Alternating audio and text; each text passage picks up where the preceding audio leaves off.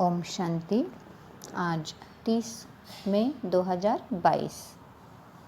बाबा ने कहा, मीठे बच्चे, बाप आया है तुम्हारी सब शुद्ध कामनाएं पूरी करने। रावण अशुद्ध कामना पूरी करता और बाप शुद्ध कामना पूरी करता। आज का प्रश्न है, जो बाप की श्रीमत का उल्लंघन करते हैं उनकी अंतिम गति क्या होगी?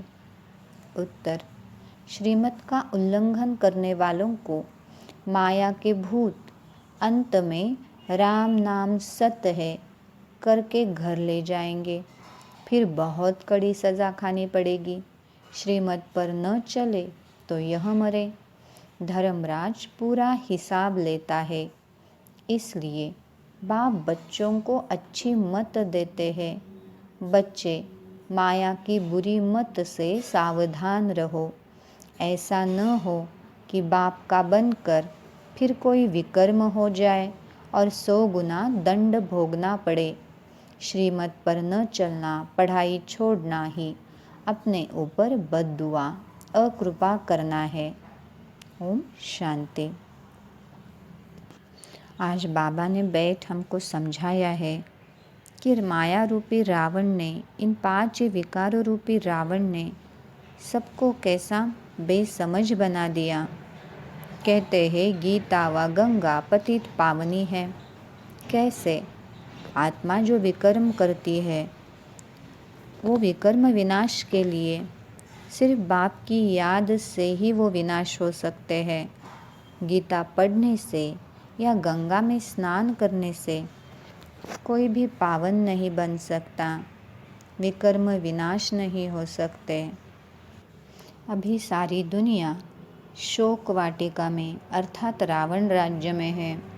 जो भी हेड होते हैं उन्हों को बहुत फिक्रात रहती है, सब दुखी है, इसलिए पुकारते हैं, भगवान आप आओ, हमें स्वर्ग में ले चलो।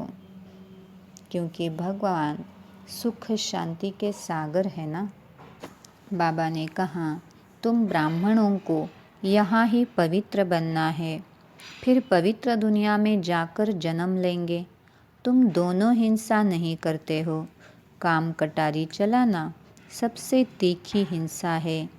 मनुष्य आदि मध्य अंत दुख पाते हैं। द्वापर से काम कटारी चलाना शुरू हुआ और तब से ही गिरना शुरू हुआ। मनुष्य के पास अभी भक्ति की नॉलेज है। भक्ति के बाद ही बाबा सारी दुनिया से वैराग्य दिलाते हैं, क्योंकि इस पतित दुनिया का विनाश होना है। इसलिए देह सहित देह के सब संबंधियों आदि को भूल जाओ, मुझ एक के साथ बुद्धि योग लगाओ। ऐसी प्रैक्टिस हो, अंत समय कोई याद न पड़े। बाबा ने कहा कि देवताएं आत्म अभिमानी होते हैं, परमात्मा अभिमानी नहीं। वहाँ अकाले मृत्यु नहीं होती है, आयु बड़ी रहती है। यहाँ तुम आत्मा अभिमानी हो तो परमात्मा अभिमानी भी हो। परमात्मा के ऑक्यूपेशन को जानते हो। मैं ही हूँ सुखदाता, मैं किसी को दुख नहीं देता हूँ। लेकिन कहते हैं दुख सुख ईश्वर ही देते हैं, तो यह भी जैसे मेरे ऊपर कलंक लगाते हैं। बाबा ने समझाया है कि मैं सुखदाता हूँ। बद्दुआ, अकृपा, ये सब बातें मैं नहीं करता, ये तो खुद मनुष्य के ऊपर करते हैं। बाबा ने कहा, बच्चे आप श्रीमत पर नहीं चलते, पढ़ाई नहीं पढ़ते तो अकृपा ही हुई। बाप कहते हैं, मुझ एक बाप को याद करो। सद्गुरु ही आकर सारे चक्र का राज समझाते हैं। तुम देवता थे, फिर क्षत्रिय बने, फिर वैश्य, शूद्र और अभी ब्रह्मा के मुख द्वारा ब्राह्मण बने। ऐसे 84 जन्म पूरे किए। 8 जन्म सतयुग में, 12 जन्म त्रेता में और 63 जन्म द्वापर कलयुग में। ये चक्र को फिरना ही है। बाबा ने समझाया है विनाश तो होना ही है, इसलिए तुम पैसों को सफल करो, सेंटर आदि खोलो, बोर्ड लगाओ कि एक बाप से आकर स्वर्ग का वर्षा लेना चाहिए। सेकंड में बाप की याद से ही पावन बनेंगे। बाबा कहते हैं जो मेरी मत पर चलेंगे उनको बड़ा इनाम मिलेगा। कौन सा? विश्व की बादशाही। तुम बच्चों को मुक्ति, जीवन मुक्ति की सौगात देता हूँ। बाप अच्छी मत देंगे, माया बुरी मत देगी, इसलिए खबरदार रहना।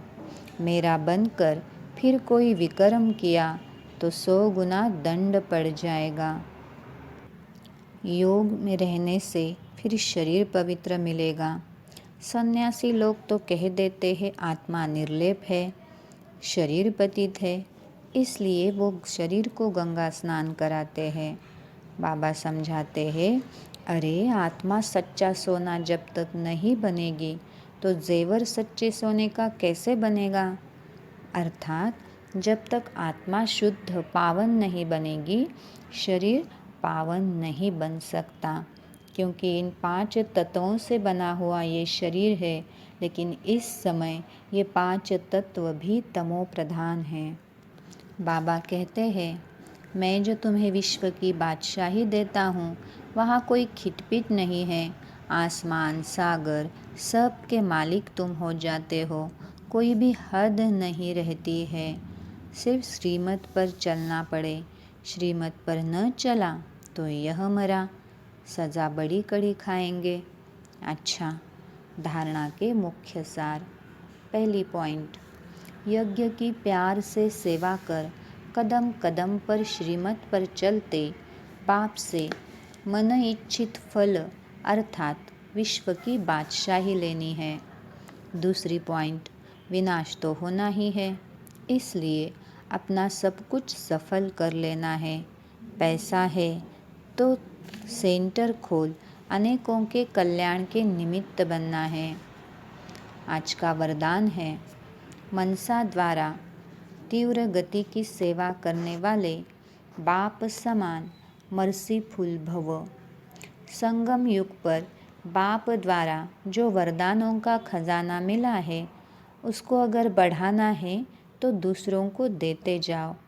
बाप जैसे मर्सीफुल है, ऐसे बाप समान मर्सीफुल बनो। सिर्फ वाणी नहीं, लेकिन अपनी मनसा वृत्ति से वायुमंडल द्वारा भी आत्माओं को अपनी मिली हुई शक्तियाँ दो।